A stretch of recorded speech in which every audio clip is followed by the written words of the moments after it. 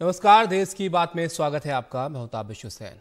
Delhi high court ने MCD के standing committee के चुनाव पर अंतरिम रोक लगा दी है। इससे पहले आपने देखा कि एमसीडी में जो स्टैंडिंग कमेटी के मेंबर्स को चुना जाना था, उसके लिए किस तरह का हंगामा यहां पर एमसीडी के सदन में देखने को मिला था। जो पार्षद हैं उनके बीच हाथापाई भी हुई थी, धक्का मुक्की भी हुई थी, और एक तरफ ये तस्वीरें हैं जिसमें आप देख सकते हैं कि किस तरह का नज़ारा इस चुनाव में देखने को मिला था। और अब इसको लेकर खबर यह है कि दिल्ली हाईकोर्ट ने जो एमसीडी की स्टैंडिंग कमेटी का चुनाव है उस पर अंतरिम रोक लगा दी है।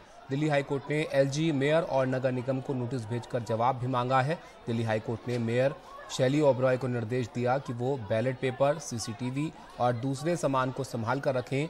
एमसीडी की मेयर शैली ओबरॉय ने विवाद के बाद फिर से स्टैंडिंग कमेटी के चुनाव का आदेश दिया था और कल आम आदमी पार्टी और बीजेपी के पार्षदों में जबरदस्त झड़प इसको लेकर हुई थी। एमसीडी के सदन में जमकर मारपीट और हंगामा भी हुआ था।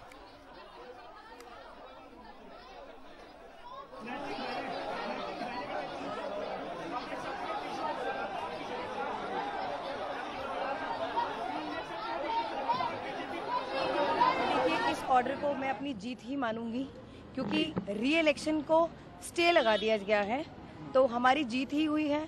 क्योंकि कल जो सदन में हुआ आप सबने देखा, मीडिया ने पूरा चलाया, कैसे काउंटिंग के बाद तरीके से काउंटिंग की प्रोसीजर को कंप्लीट नहीं होने दिया गया और कैसे बीजेपी के काउंसलर्स ने स्टेज पर आकर मुझ पर हमला करा और साथ ही इसी वजह से मैं स्टेज से बाहर निकलते अपनी जान बचाती हुई गई।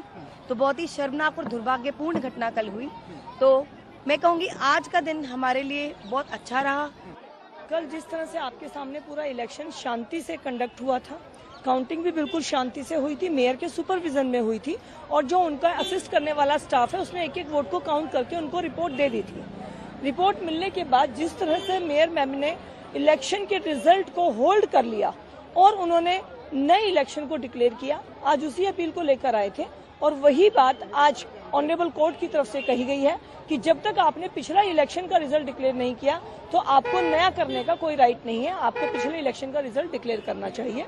और इसमें जो उनकी तरफ से पॉइंट दिए गए हैं, उनका कहना था कि बैलेट पेपर लूट लिए गए, बैलेट पेपर है नहीं, उन सब के लिए म्युनिसिपल सेक्रेटरी को अगली डेट पे शायद कॉल किया जाएगा और उन पेपर्स की आगे वेरिफिकेशन होगी। लेकिन मंडे का इलेक्शन होल्ड कर दिया गया है, स्टे है उसके ऊपर। कोर्ट ने वो बात नहीं मानी क्योंकि रिजल्ट वही डिक्लेयर हो सकता है जो मेयर डिक्लेयर करेंगी। ये कानून है, ये पूरे देश में कानून है कि जो रिटर्निंग ऑफिसर होता है, जो प्रिसाइडिंग ऑफिसर होता है, वो ही इलेक्शन का रिजल्ट डिक्लेयर करेगा। कोई उसका असिस्टेंट, कोई उसका सेक्रेटरी अगर अपनी दुर्भावना से कोई नया रिजल्ट बना के ले आएगा और भारतीय जनता पार्टी के लिए वो काम करने लगेगा तो वो नहीं चलता है। जब इलेक्शन का रिजल्ट डिक्लेयर हो रहा था तो भारतीय जनता पार्टी के पार्षदों ने मेयर के ऊपर हमला किया, जानलेवा हमला किया और सारे बैलेट पेपर लूट लिए। ये सब टीवी चैनल्स ने दिखाया है। जब बैलेट पेपर ही लूट गए तो मेयर के पास जो रिजल्ट था वो भी मेयर रिजल्ट डिक्लेयर नहीं कर पा रही है क्योंकि बैलेट पेपर लूट गए।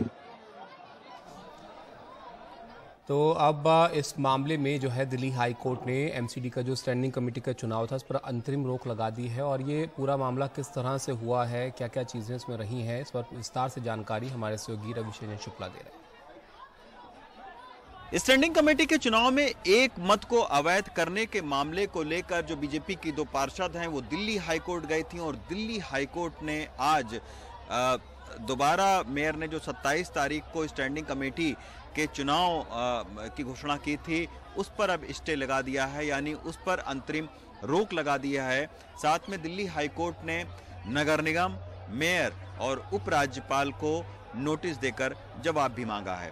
साथ में ये भी कहा है हाईकोर्ट ने कि जो चुनाव से संबंधित और मतगणना से संबंधित जो वीडियो फुटेज हैं, जो डॉक्यूमेंट्स हैं, वो सारे संभाल के रखे जाएं, उनको भी जो है वो देखा जा सकता है।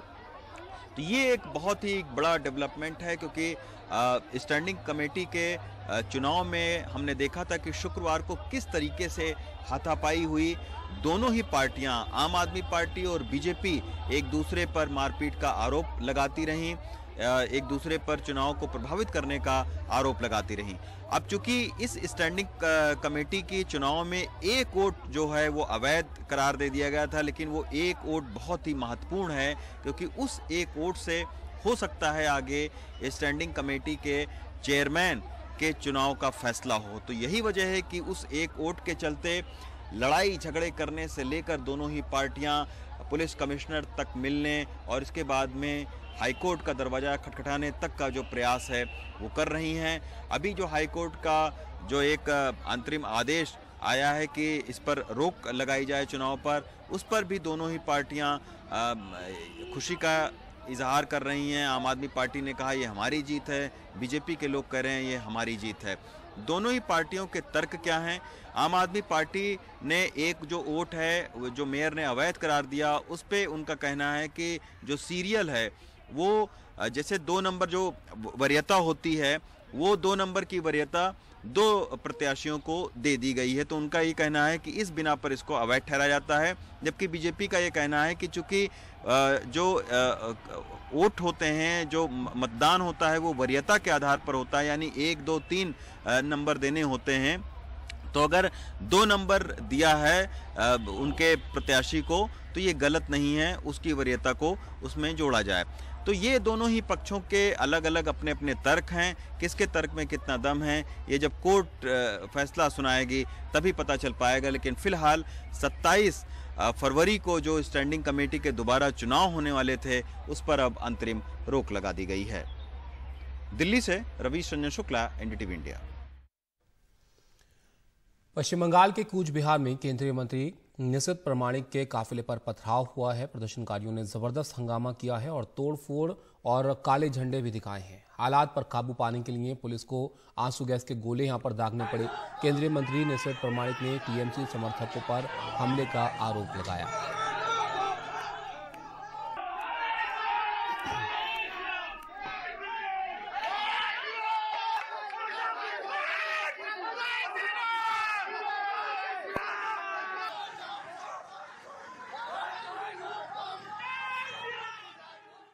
বাংলায় যে রাজনৈতিক পরিস্থিতি এটা বাংলা সাধারণ মানুষ মেনে নেবে না।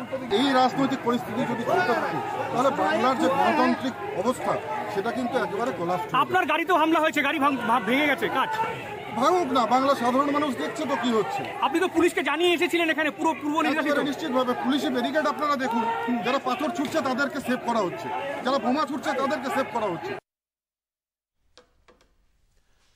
आगे बढ़ते हैं और आपको बताएं बिहार के पूर्णिया में आज महागठबंधन की बड़ी रैली हुई। इसमें मुख्यमंत्री नीतीश कुमार और डिप्टी सीएम तेजस्वी यादव ने चुनावी शंखनाद किया।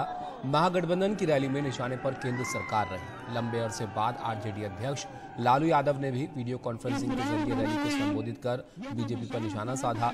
उन्होंने कहा कि 2024 में रिकॉर्ड तोड़ जीत होगी। वहीं सीएम नीतीश कुमार ने कहा कि बीजेपी बोलती कुछ है, करती कुछ है।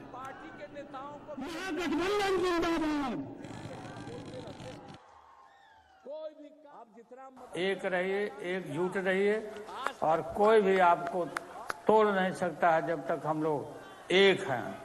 हमको देश बचाना है, बाबा साहब अम्बेडकर के संविधान को बचाना है, बिहार को आगे बढ़ाना है, देश को आगे बढ़ाना है, माइनॉरिटीज की रक्षा करना है। माइनॉरिटीज अब समय आ गया है नरेंद्र मोदी की सरकार को जाने का, विदाई होने का।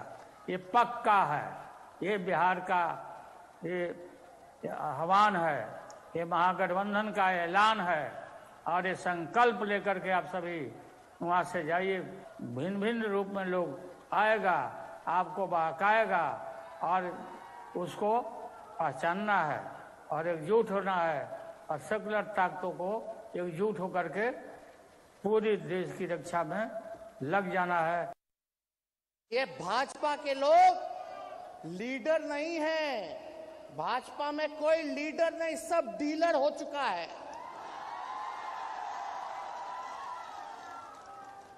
तो इसलिए ये लोग देश के संविधान को, लोकतंत्र को खत्म करना चाहते हैं। गंगा जमुनी तहजीब, जो अमन चैन शांति को छीनना चाहते हैं, नफरत की राजनीति करना चाहते हैं।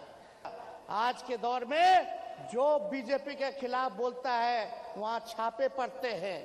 और जो उनके साथ रहता है वो राजा हरिश्चंद्र हो जाता है। ये भाजपाइयों को शर्म है? कोई शर्म नहीं है, कोई शर्म नहीं बचा। ये लोग आएंगे फिर बोलेंगे कि फिर छापा मारो, छापा मारो। अभी आए अमित शाह बोले जंगल राज है, जंगल राज। बताइए जंगल राज है? ये जनता का राज है, ये गरीब का राज है। बिहार के लोग,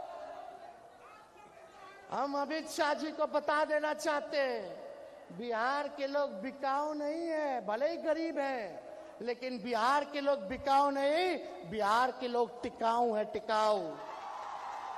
अरे कोई बिहार के विकास के लिए कोई काम किए हैं? यहां आकर के क्या क्या बोल दिए थे कि हम लोगों ने ये विकास किया, विकास का कोई काम किया? जो इन लोगों ने घोषणा किया था 2015 में विधानसभा के चुनाव के पहले, अब शुरू में हम लोग जब एक साथ थे और तब इन लोगों ने कह दिया था कि हम बिहार को मदद करेंगे। अब जितना मदद करने का ऐलान किया, आज तक हुआ जी? नहीं हुआ है। और हो वही रहा है जो केंद्र की योजनाएं हैं, जो हर राज्यों में उनको करना है, अब उसी में से मदद है। केंद्रीय गृहमंत्री अमित शाह आज बिहार के दौरे पर हैं। पश्चिमी चंपारण के लौरिया कस्बे की एक जनसभा में अमित शाह बिहार के मुख्यमंत्री नीतीश कुमार पर जमकर बरसे। शाह ने कहा कि नीतीश के लिए बीजेपी के दरवाजे अब हमेशा के लिए बंद हैं। उन्होंने कहा कि बिहार में नीतीश जंगलराज वाले के साथ बैठे हैं और पीएम बनने की इच्छा के चलते अब वो विकासवादी से अवसरवादी बन गए हैं। बिहार में नकली शराब पीकर लोग मर रहे हैं। 38 लाख जनधन खाते खोले गए, 1 करोड़ 10 लाख। ये ऐसा गठबंधन है जिसमें जदयू पानी है और आरजेडी तेल है, तेल ही तेल दिखाई देता। नीतीश बाबू, आप प्रधानमंत्री बनने के लिए विकासवादी से अवसरवादी बने। कांग्रेस और आरजेडी के शरण में गए और नीतीश बाबू की प्रधानमंत्री बनने की महत्वाकांक्षा ने बिहार का बंटा धार कर दिया। आज पूरे बिहार की स्थिति अराजक स्थिति बनी हुई है। अपराध फिर से चरम पर जा रहा है। कानून और व्यवस्था ध्वस्त हो गई है। हत्या, अपहरण, डकैती, बलात्कार, दिन प्रतिदिन मामले आ रहे हैं। हथियारों के जखीरे पकड़े जा रहे हैं। पीएफआई जैसे संगठन बिहार के अंदर पेट बना रहे थे। यहां पर शराबबंदी करी, हमें कोई आपत्ति नहीं है। नीतीश जी, आपको जो करना वो करो, परंतु ये जो लट्ठाकांड होते हैं, नकली शराब में लोग मारे जा रहे हैं और आपकी आंख मूंद कर बैठे हैं।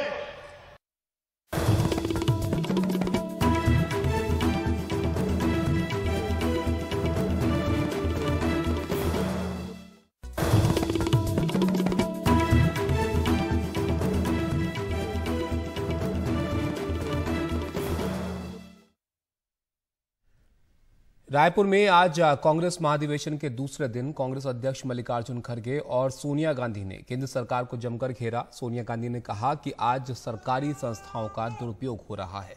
वहीं मल्लिकार्जुन खड़गे ने कहा कि देश 75 साल में सबसे कठिन दौर से गुजर रहा है, इसलिए हमने नारा दिया है, सेवा, संघर्ष, बलिदान, सबसे पहले हिंदुस्तान। सोनिया गांधी ने राहुल गांधी की भारत जोड़ो यात्रा को बड़ा टर्निंग पॉइंट बताया और कहा कि इसके जरिए पार्टी और पब्लिक के बीच संवाद हुआ।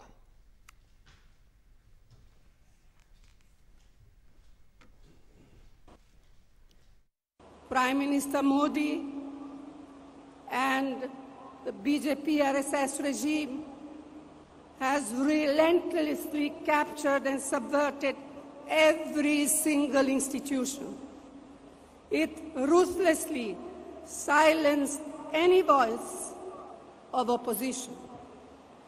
It has caused economic ruin by favoring a few chosen businessmen at the expense of all others and of the people, of ordinary people.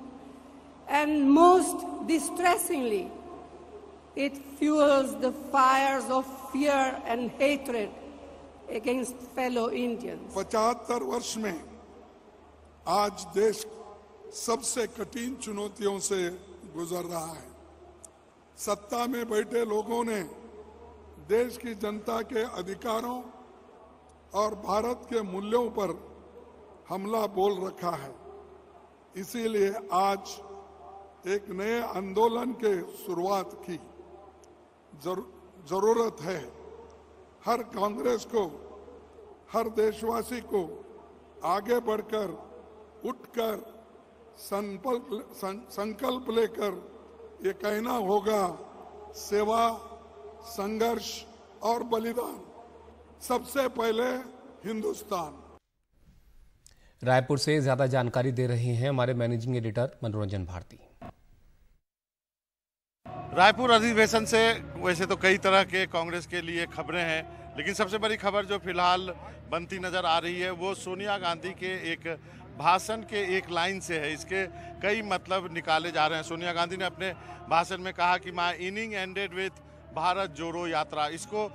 इसके दो मतलब लोग निकाल रहे हैं राजनीतिक हलकों में। एक तो ये माना जा रहा है कि सोनिया गांधी का ये कहने का मतलब है कि उनका इस भारत जोड़ो यात्रा के बाद से उनका जो अध्यक्ष ये जिम्मेवारी थी वो ख़त्म हो गई है, क्योंकि अब मल्लिकार्जुन खड़गे जो हैं वो नए अध्यक्ष बन गए हैं। लेकिन इसका एक मतलब ये भी निकाल रहे हैं कई लोग कि क्या सोनिया गांधी धीरे धीरे अपने आप को राजनीति से दूर करती जा रही हैं और 2024 का चुनाव शायद वो ना लड़ें और रायबरेली से गांधी के एक नए गांधी चेहरे के साथ कांग्रेस पार्टी वहाँ पे उतरे।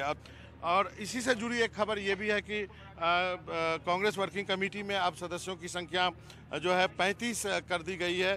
पहले 23 थी, ये संख्या बढ़ा दी गई। इसी की कड़ी में कांग्रेस ने ये भी कहा है कि वो पूरे देश भर में कास्ट बेस सेंसस भी कराना चाहती है। ये भी काफ़ी इम्पोर्टेंट है और इसको भी इन्हीं खबरों से जोड़कर देखा जा रहा है कि मास बेस को एक्सपेंड करने के लिए।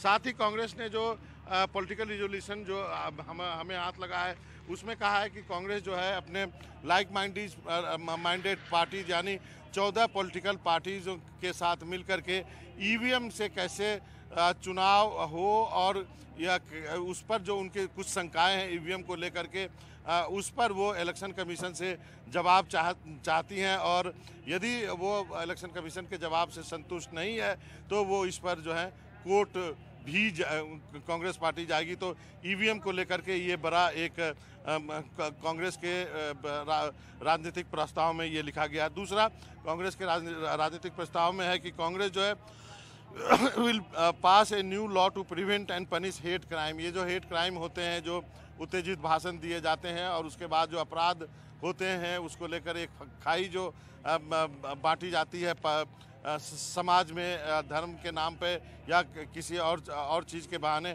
उसके ऊपर जो है कांग्रेस ने लिखा है कि वो जो है नया कानून लेके आएगी और इसको रोकने के लिए प्रयास करेगी।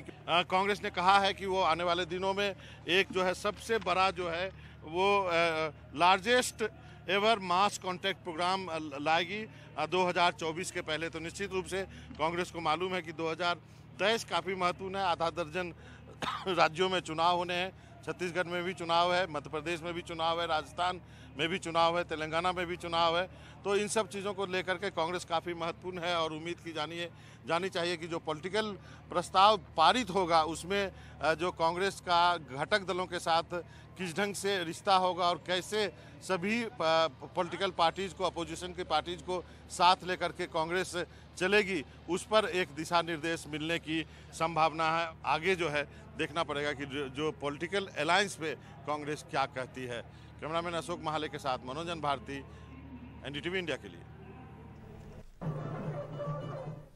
तो कांग्रेस के इस अधिवेशन के लिए रायपुर प्रियंका गांधी भी पहुंची और उनके स्वागत के लिए सड़कों पर फूलों की पंखुड़ियां जो है वो बिछा दी गई। ये तस्वीर आप देखिए वहां की। इस तरह से स्वागत के लिए कांग्रेस के जो लोग हैं उन्होंने तैयारी की प्रियंका गांधी के, और कुछ इस तरह से सड़क पर फूलों की पंखुड़ियां बिछाकर जो है प्रियंका गांधी का यहाँ पर स्वागत किया।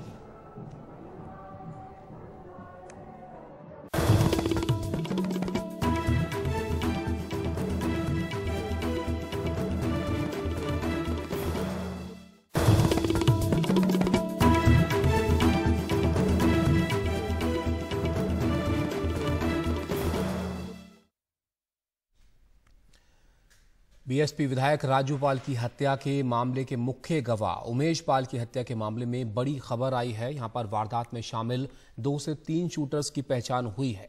उमेश पाल के घर के सामने हमला करते हुए सीसीटीवी में कैद हुए थे शूटर। इनकी तस्वीरें जो है वो कैमरे में कैद हुई थी और पुलिस और एसटीएफ इस मामले को लेकर छापेमारी कर रही है। प्रयागराज पूर्वांचल के कई जिलों में जो छापेमारी है वो की जा रही है। अजय सिंह हमारे सहयोगी हमारे साथ जुड़ गए हैं। अजय, तस्वीरें कई सारी सामने आई थी इस मामले को लेकर। अब ये जो खबर है कि इसमें वारदात में शामिल 2 से 3 शूटर्स की पहचान हुई है, क्या इनके बारे में पता चल पाया है? कौन है ये? देखिए, जो अलग अलग ताबीज कैमरे से जो वो शूटर्स की तस्वीर निकाली जा रही हैं, तो उनसे उनके चेहरे जो हैं वो बहुत हद तक स्पष्ट नजर आ रहे हैं। उनको जब क्लोज करके देखा जा रहा है, उसमें एक शख्स है जो सफेद रंग की शर्ट पहने हैं, लाल रंग की मोटरसाइकिल से आया है, पीछे बैठा है। उसने अपने हाथ में जो है वो झोला ले रखा है और एक चमड़े का बैग जैसा छोटा सा दिख रहा है। और उसमें जब राजू पाल के ऊपर जब उनकी गाड़ी आके रुकती है और लोग गोली चलाने लगते हैं, तो फिर वो जो है वो अपना बम लिए हुए है, जो बम चलाना लगता है और बम मारने लगता है। और उसके बाद फिर जो है एक हेलमेट पहने हुए शख्स जो है, जो मोटरसाइकिल छोड़ करके लाल रंग की गए थे, फिर दोनों आते हैं, उस मोटरसाइकिल पर बैठते हैं और वापस घूम करके जाते हैं। और उसी वीडियो में अगर आप देखेंगे तो 1 मिनट 2 सेकंड के आसपास आपको दूसरी तरफ से एक बड़ी तेजी से सफेद रंग की कार जाती हुई नजर आएगी, जो आगे जा करके रुक जाती है और जो बाकी के शूटर हैं वो दौड़ करके जाते हैं और दूसरी साइड जा करके उस गाड़ी में बैठते हैं और निकल जाते हैं। तो ये जो तमाम चीजें जो क्लियर कट निकल करके आ रही है, अलग अलग जो वहाँ जो चूंकि मेन रोड पर था, बाजार है, तो उस बाजार में जो अलग अलग जगह पर जो सीसीटीवी कैमरे लगे थे, उनसे जो फुटेज निकल के आ रही है, उनसे तस्वीरें बहुत साफ नजर आ रही हैं। और उन तस्वीरों के जरिए जो है पुलिस जो है वो पूर्वांचल और कई जगह के शूटर होने का अनुमान लगा रहे हैं, जिनको वो अलग अलग जगह पर इस तरीके की वो छापेमारी कर रही हैं कि ये लोग कौन कौन थे, कहाँ कहाँ थे। तो इस तरीके की तमाम जानकारी मिल रही है और पुलिस को ये सब एक बड़ा क्लू मिल रहा है, क्योंकि ये सीसीटीवी इतने साफ है, अलग अलग एंगल से लिए गए हैं, जिसको लेकर के पुलिस बहुत आसान्वित है कि वो जल्दी ही पहुंच जाएगी इन शूटरों तक, जिस तरीके से उसको ये लग रहा है। ताबिश, शुक्रिया अजय जी सब जानकारी के लिए। तो तस्वीरें आप देखिए जो वहां पर सीसीटीवी कैमरास लगे हुए थे, उनके अंदर ये दर्ज हुई हैं उस घटना की वारदात की तस्वीरें। और इसके बाद ये जो 2 से 3 शूटर्स हैं उनका बताया जा रहा है पहचान हुई है और इस मामले में जो पुलिस है और एसटीएफ है वो छापेमारी भी कई जगह पर कर रही है। तस्वीरें में इनके चेहरे जो है वो पहचान में आए हैं और इसके बाद अब प्रयागराज पूर्वांचल के कई जिलों में छापेमारी जो है वो की जा रही है।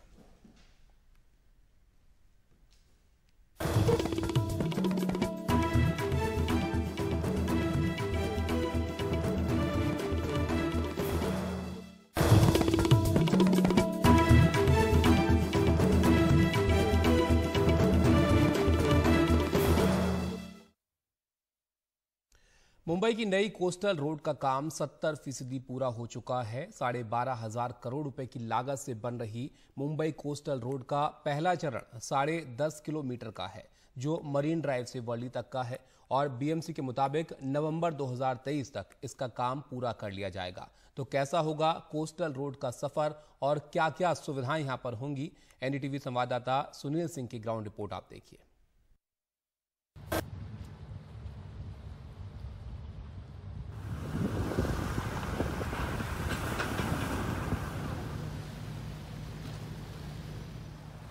मुंबई के पश्चिमी समुद्री किनारे पर बन रही कोस्टल रोड के बनने का सभी को बेसब्री से इंतजार है।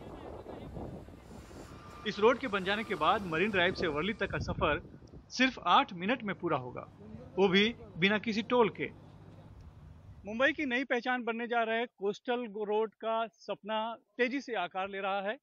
पहले चरण का कोस्टल रोड जो है मरीन ड्राइव से बांद्रा वर्ली सीटिंग होगा, जिसमें कि सुरंग भी होगी।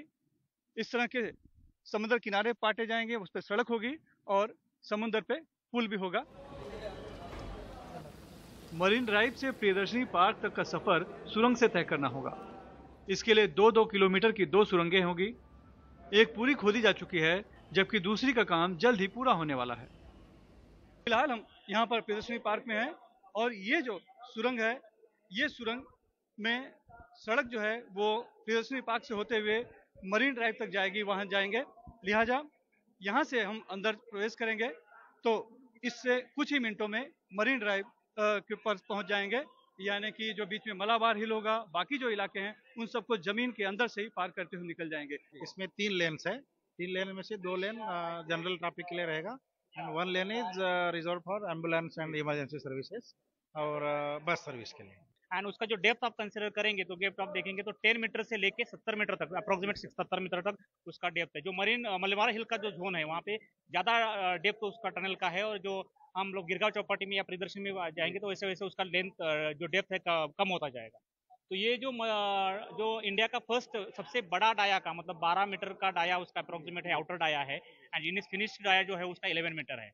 एंड उसको जो मशीन जो हम लोग यूज़ किया है, जिसका नाम हम लोग छत्रपति शिवाजी महाराज के नाम से मावला रखा है, जो उनका जो मावले जो काम करते जब मराठा का ये करते थे उसके नाम पे ये मावला का नाम दिया था। और अभी ऑलमोस्ट एक साइड का टनल हमने कंप्लीट कर चुके हैं और दूसरा हम खड़े हैं ये पूरा हो चुका है। ये पूरा हो चुका है एंड दूसरा जो टनल है वो भी हमारा अगले कुछ दिनों में कंप्लीट हो जाएगा। सुरंग के बाद सफर शुरू होगा समुद्र पाट कर बनाई जा रही सड़क पर। महालक्ष्मी मंदिर के पीछे से होती हुई सड़क हाजी अली के सामने से वर्ली की तरफ आगे बढ़ रही है।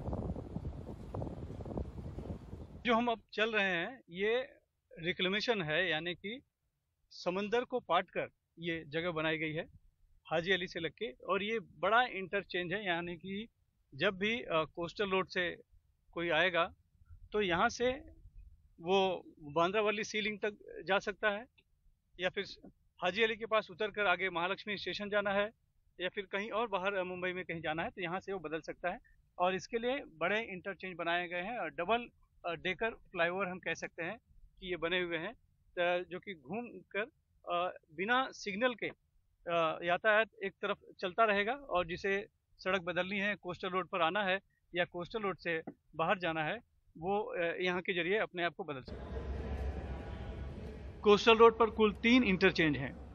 सुरंग से निकलने के बाद पहला अमरसन गार्डन के पास, दूसरा हाजी अली और तीसरा वर्ली में सीलिंग के पास। कार पार्किंग की भी सुविधा होगी।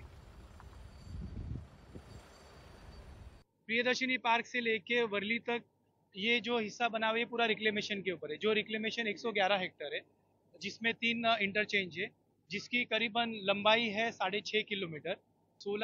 10 बस बे है, 16 अंडरपास पब्लिक अंडरपास है, और बाकी एज मैंने जैसे बताया ये लैंडस्केपिंग का काफ़ी बड़ा हिस्सा है। कोई सिग्नल होगा इस पर? इस पे कुछ भी सिग्नल नहीं होगा। आप मरीन ड्राइव से निकलेंगे, आप वर्ली तक पहुंचने के लिए कम से कम 8 मिनट में आप पहुंच जाएंगे। वैसे हम लोग सड़क से जाएंगे तो कभी कभी पौना घंटा भी लगता है, तो इसमें आपके काफ़ी टाइम बच जाता है, एक्सेस कंट्रोल होता है, और मेनली ये कोस्टल रोड ड्राइव है, ये आपको मिलती है। और अभी टोल नहीं लगेगा इस पे? ये रोड पे कहाँ पे भी as a BMC policy toll नहीं है। बदलते मुंबई की ये बदलती हुई तस्वीर है। हम फिलहाल वर्ली में हैं, कोस्टल रोड पर, जो कि बन रहा है समुद्र को पाट कर। तेज गति से जाने वाली सड़क बन रही है, और साथ ही लोगों की सुविधा के लिए, मनोरंजन के लिए मनोरंजन पार्क, जॉगिंग ट्रैक और साइकिल ट्रैक भी बनाया जा रहा है। और ख़ास तौर पर जिस तरह से हम मरीन ड्राइव पर देखते हैं, ठीक उसी तरह की व्यवस्था यहाँ पर की जा रही है। जब कोस्टल रोड बनाने की बात उठी थी तब बहुत विरोध हुआ, ये कहकर कि समुद्र किनारे की मुंबई की सुंदरता खत्म हो जाएगी और जो मरीन लाइफ है यानी कि समुद्र जीवन है उसको भी नुकसान पहुँचेगा, और मछुआरों की तरफ से भी कई विरोध किए गए थे।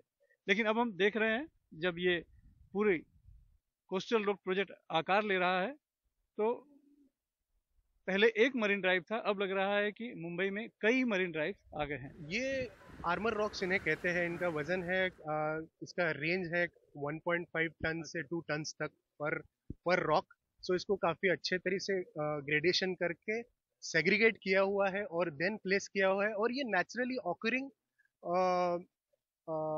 आर्मर रॉक्स है, जहाँ की हम लोग देखते हैं कि टेट्रापॉड्स ये मैन्युफैक्चर होते हैं फैक्ट्रीज में, जिसमें कंक्रीट का कंजम्पशन रहता है, और वो उनका वेव्स को रेजिस्ट करने का प्रॉपर्टी इससे अच्छा नहीं रहता है। इनका नेचुरली ऑकरिंग है, इसलिए वेव्स को की जो फोर्सेस है उसको एब्जॉर्ब करने का और उसकी क्षमता ये नेचुरली रखते हैं। फिलहाल हम यहाँ पर वर्ली में हैं, और सामने अगर हम देखें तो वहाँ जो वर्ली सी लिंक को जोड़ने वाला जो पुल बनना है बस उतना ही बचा है, बाकी कुछ हिस्सा बन चुका है।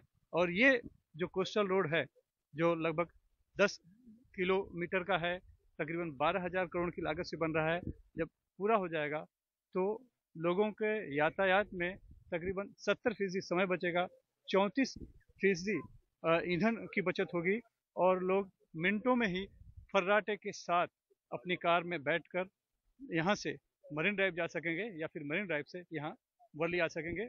लक्ष्य है नवंबर 2023 तक इसे पूरा करने का। मुंबई से कैमरामैन प्रवीण रोहित साथ सुनील से एनडीटीवी इंडिया के लिए।